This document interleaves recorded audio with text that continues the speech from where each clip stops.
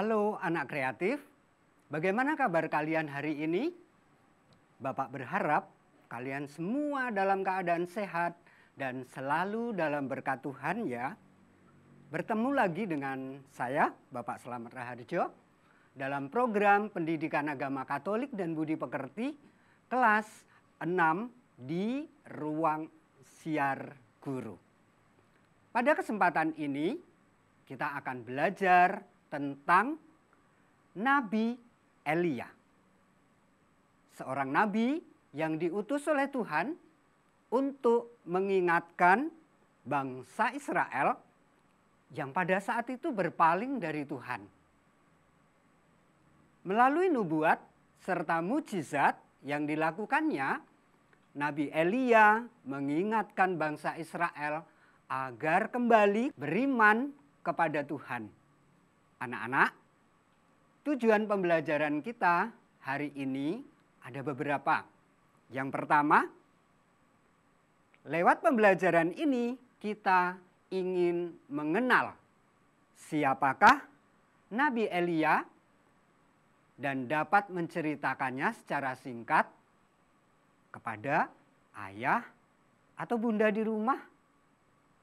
Yang kedua, mengungkapkan karya keselamatan Allah melalui Nabi Elia. Yang ketiga, mengungkapkan bagaimana perwujudan pesan-pesan Nabi Elia itu dalam kehidupan sehari-hari kita. Dan yang terakhir anak-anak, membedakan keinginan-keinginan yang sesuai dengan kehendak Tuhan dan yang tidak sesuai dengan kehendak Tuhan atau malah bahkan menjadi kehendak setan. Anak kreatif, agar pelajaran kita hari ini diberkati oleh Tuhan, maka marilah kita mengawalinya dengan berdoa. Siapkan hatimu. Kita berdoa bersama-sama ya. Dalam nama Bapa dan Putera dan Roh Kudus. Amin. Allah, Bapa yang Maha Kuasa, Engkau senantiasa hadir dan berkarya di tengah umat-Mu.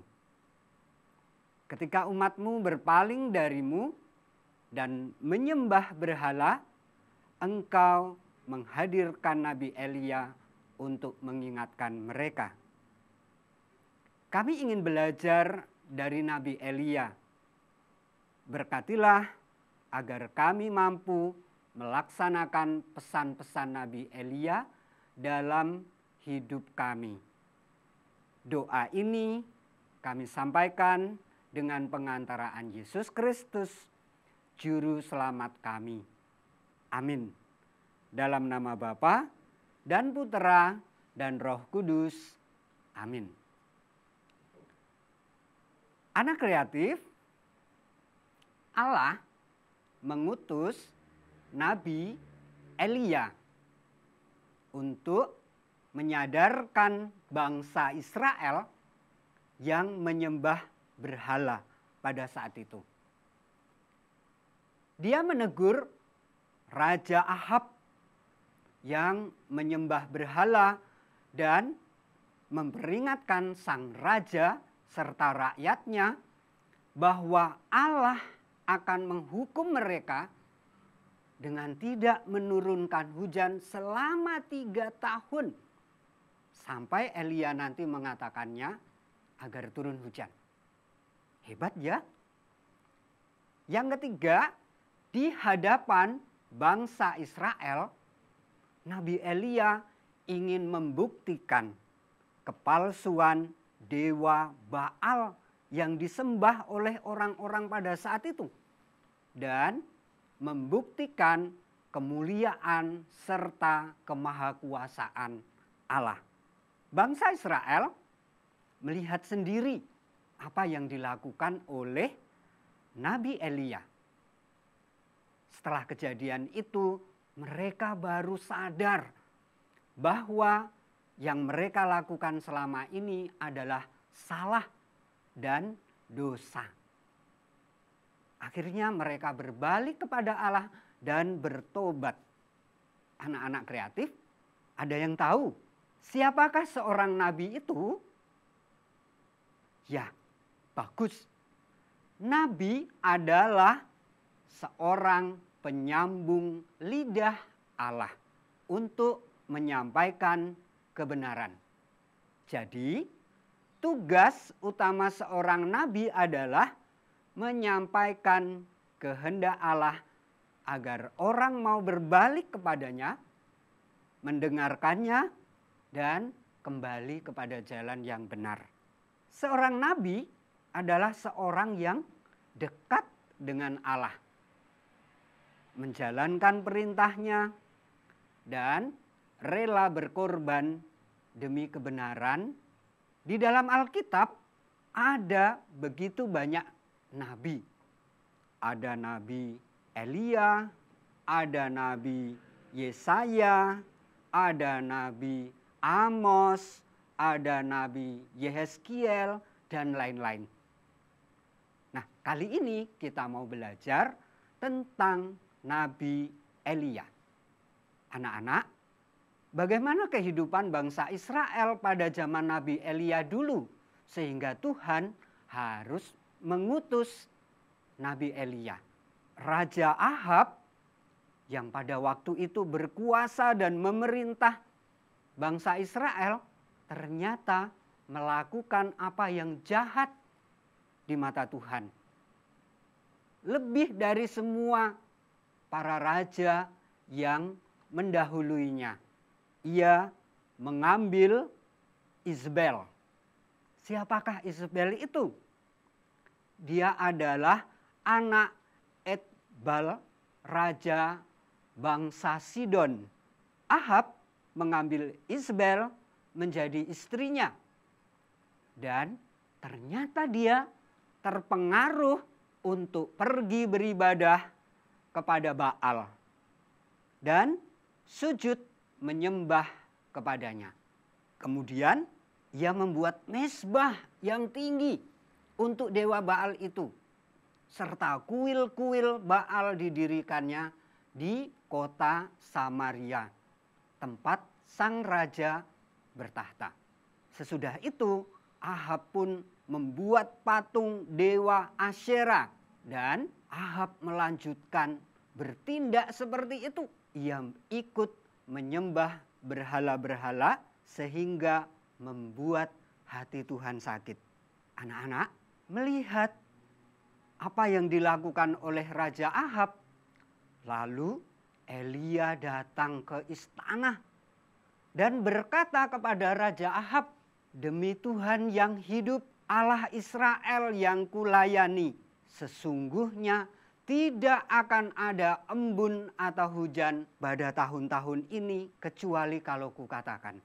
Nabi Elia menubuatkan atau meramalkan hukuman Tuhan terhadap Raja Ahab dan bangsa Israel pada saat itu yang berpaling dari Allah dan menyembah berhala-berhala bangsa asing seperti dewa Baal. Nabi Elia tentu saja membuat sakit hati sang raja. Dia ditentang, diusir, bahkan diancam keselamatannya. Maka ia menyingkir ke sebuah daerah yang bernama Sarfat. Di Sarfat, Nabi Elia menjumpai seorang wanita yang miskin, seorang janda yang miskin. Lalu dia meminta roti, tetapi si janda miskin itu dia mengatakan, "Aku tidak memiliki apa-apa. Aku hanya memiliki segenggam gandum dan sedikit minyak. Dan sekarang aku sedang mencari kayu bakar, lalu nanti akan memasak gandum itu dan memakannya bersama anakku, lalu mungkin besok kami akan mati kelaparan." Tetapi sang janda dari Sarfat itu akhirnya memberikan makan serta minum kepada sang nabi Tuhan itu. Dan luar biasa karya Tuhan, anak-anak. Tuhan menggandakan gandum milik si janda miskin itu sampai nanti turun hujan. Lalu yang kedua, mujizat yang kedua, ketika anak si janda itu sakit bahkan sudah meninggal, sang nabi membangkitkannya. Sehingga bersukacitalah sang janda dari Sarfat itu melihat karya Tuhan. Dan yang ketiga, anak-anak, mujizat yang dialami oleh Nabi Elia, karena dia diancam oleh Raja Ahab, dia menyingkir di sebuah atau di pinggir sungai. Sungai itu sebenarnya sudah kering karena kemarau. Tetapi Tuhan mengirimkan air. Bahkan Tuhan juga melakukan sesuatu yang luar biasa. Ia mengirim makanan berupa roti dan daging melalui seekor burung gagak. Luar biasa ya anak-anak. Jadi setiap pagi sang gagak datang membawa pada paruhnya itu sepotong roti dan sepotong daging. Itulah tadi beberapa mujizat yang dilakukan Tuhan melalui Nabi Elia. Anak-anak kreatif, lalu bagaimana Tuhan melalui Nabi Elia ingin mengembalikan kembali iman bangsa Israel. Dia datang lagi kepada sang raja, lalu mengatakan, panggillah imam-imam dewa Baal itu. Kita akan membuat persembahan. Suruhlah imam-imam dewa Baal itu untuk berdoa dan meminta kepada dewa Baal supaya mendatangkan api untuk membakar persembahanmu. Dan aku juga akan menyiapkan persembahan dan akan berdoa kepada Allah nenek moyangku agar menunjukkan kemahakuasaannya. Maka para imam dewa Baal itu pergi ke tempat yang sudah disepakati bersama dengan Nabi Elia. Mereka menyiapkan persembahan berupa hewan bakaran. Kemudian para imam dewa Baal itu berdoa, berseru-seru, meminta kepada dewa Baal agar menurunkan api untuk membakar persembahan mereka. Tetapi apa yang terjadi anak-anak? Ternyata dewa Baal tidak pernah melakukan apapun. Semakin siang para imam itu semakin keras berdoa. Tetapi tidak terjadi apa-apa. Sampai Nabi Elia sedikit agak mengejek imam-imam dewa Baal itu. Ayo berdoa lebih keras lagi. Mungkin dewamu tidak mendengarnya. Sampai ketika hari menjelang sore, ternyata dewa Baal tidak bertindak. Maka sekarang giliran Nabi Elia. Dia juga membuat persembahan. Dia meletakkan persembahan itu di atas batu, yaitu mezbah. Kemudian dia berdoa kepada Tuhan. Dia berseru kepada Tuhan. Tuhan, dialah Allah. Tuhan, dialah Allah. Kemudian apa yang terjadi anak-anak? Setelah Nabi Elia berdoa, tiba-tiba datang dari langit seperti kilat yang menyambar. Wus! Persis menyambar pada persembahan yang dipersiapkan oleh Nabi Elia. Dan habislah terbakar hewan persembahan yang dipersiapkan oleh Nabi Elia. Anak-anak kreatif ketika melihat apa yang terjadi seperti itu, maka seluruh umat Israel gemetar, takut, tetapi juga takjub akan apa yang telah terjadi. Lalu mereka bersujud dan mengakui kembali Tuhan sebagai Allah mereka. Elia mengembalikan iman bangsa Israel dengan menunjukkan satu, kepalsuan dewa Baal yang ternyata tidak mampu mendatangkan api untuk membakar persembahan. Dan yang kedua, menunjukkan kemahakuasaan Tuhan. Anak-anak kreatif, itulah tadi kisah tentang Nabi Elia. Nah, tentu kita dapat belajar dari para tokoh tadi. Yang pertama, kalau kita belajar dari Raja Ahab, apa ya yang dapat kita pelajari? Ahab sebagai seorang raja ternyata menggunakan kekuasaannya untuk kesenangan pribadinya, untuk melanggar perintah Tuhan, yaitu dengan berpaling dari Tuhan dan menyembah dewa Baal. Tentu anak-anak tidak ingin terjadi seperti Raja Ahab itu, bukan? Yang kedua, kita juga dapat belajar dari Nabi Elia. Sebagai seorang nabi, dia selalu dekat dengan Tuhan. Sehingga dia dapat mengenal dengan sangat baik apa yang menjadi kehendak Tuhan di dalam dirinya. Yang ketiga, Nabi Elia, dia juga tidak pernah takut untuk menegur Raja Ahab karena telah berbuat salah dan mengajak kembali untuk bertobat kepada Allah. Saat ini pun orang dapat berpaling dari Allah dan mengabdi kepada berhala-berhala di zaman modern ini. Barangkali anak-anak akan bertanya, "Pak, emang ada ya berhala di zaman modern ini?" Coba, mungkin ada yang bisa memberi jawaban? Ada tidak? Bagus. Ada. Yaitu segala sesuatu yang dapat membuat orang melupakan Tuhan. Apa itu? Yang pertama, harta, kekayaan. Ketika orang mungkin sibuk bekerja untuk memperoleh kekayaan, lalu melupakan Tuhan. Yang kedua, kekuasaan.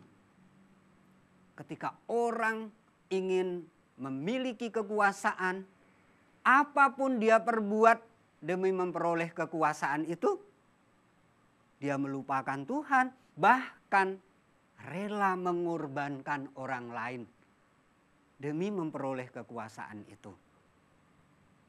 Dan yang ketiga anak-anak, kenikmatan. Atau yang dalam bahasa yang lebih keren sering disebut dengan hedonisme. Yaitu suatu sikap orang, masyarakat yang mengutamakan kenikmatan hidup. Nah, itulah tadi 3 contoh pengalaman-pengalaman hidup yang dapat juga kita sebut dengan berhala di zaman modern ini, yang dapat membuat orang berpaling dari Tuhan. Anak-anak, kita dapat membangun kesetiaan dan kedekatan kita dengan Tuhan. Bagaimana caranya? Ya bagus. Misalnya dengan rajin berdoa. Baik itu secara pribadi maupun juga bersama dengan keluarga. Yang kedua, juga membaca firman Tuhan. Karena di dalam firman Tuhan kita dapat mengenal kehendak Allah.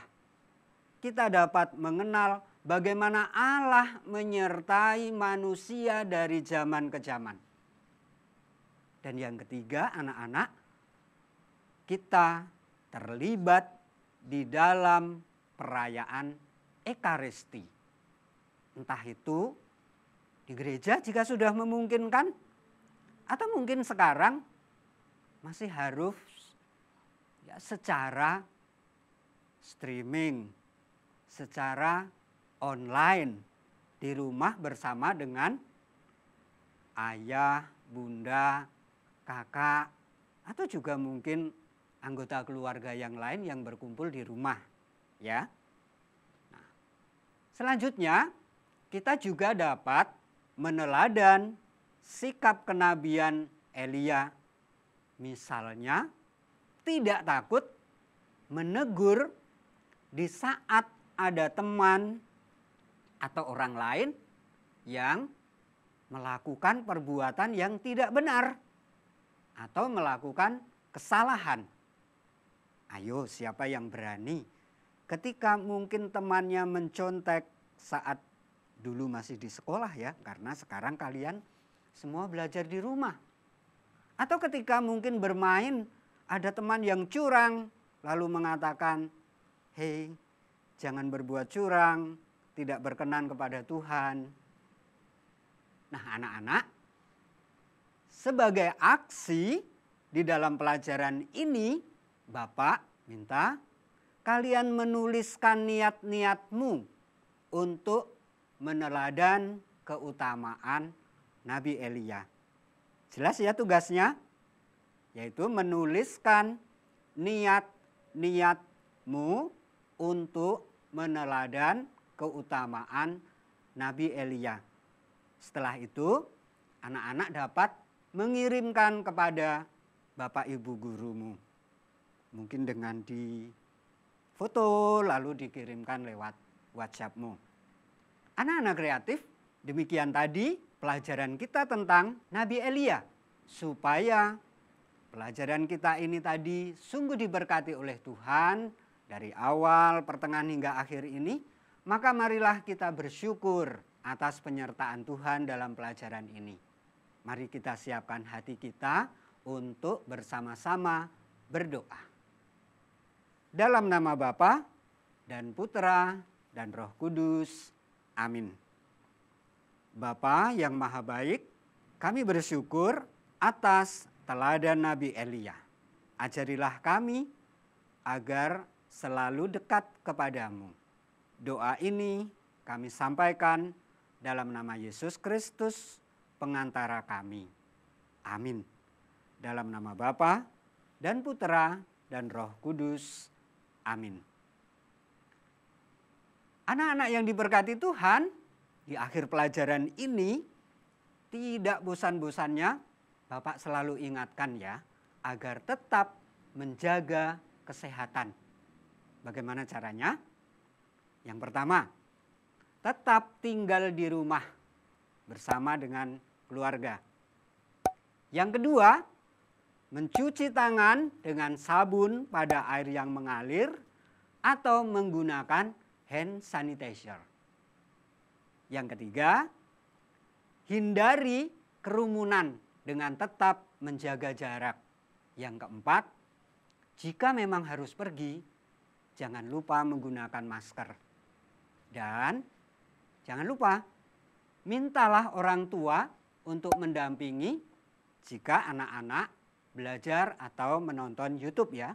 Anak-anak agar dapat mengikuti terus program pembelajaran ini, jangan lupa tekan tombol like, subscribe, dan share yang banyak kepada teman-temanmu. Supaya kalian dapat mengikuti program-program ini lebih banyak melalui channel Ruang Siar Guru. Sampai jumpa, Tuhan memberkati.